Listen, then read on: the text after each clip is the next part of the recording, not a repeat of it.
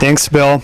As Bill mentioned, this is a stop on our new 18-hole disc golf course for Capitol Springs, and the holes go right up through here.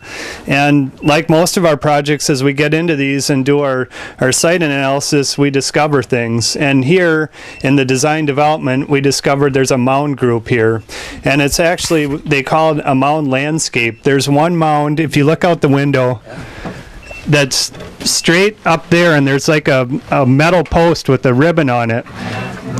And there's a linear mound that goes up to the top of the hill. And at one time it actually went over the top of the hill, but it was farmed and it lost. And there's a lot of mounds in Dane County that were lost from farming.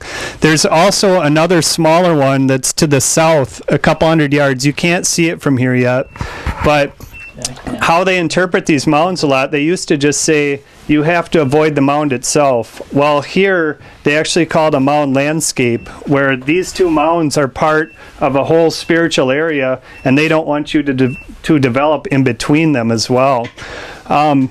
This mound is supposed to represent, or how they interpret it, a snake.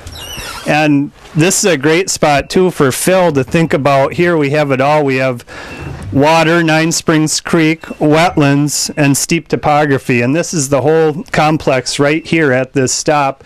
And obviously the Native American people were attracted to this resource, life-giving area. And that snake is supposedly, how they say, is leaving from the wetland and the water here up into the upland area. It's really fascinating story behind this. These mounds were created somewhere between 800 and 1,000 years ago, and Dane County has some of the biggest collections of effigy mounds in the world.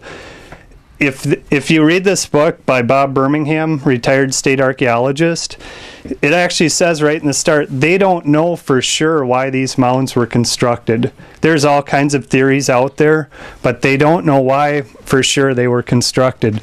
But I think we're pretty lucky in our park system because we have them all throughout. And what we're planning on doing here also, and we're actually doing the development for it right now, is we're going to do an interpretive kiosk that's going to be educational about this mound landscape right here.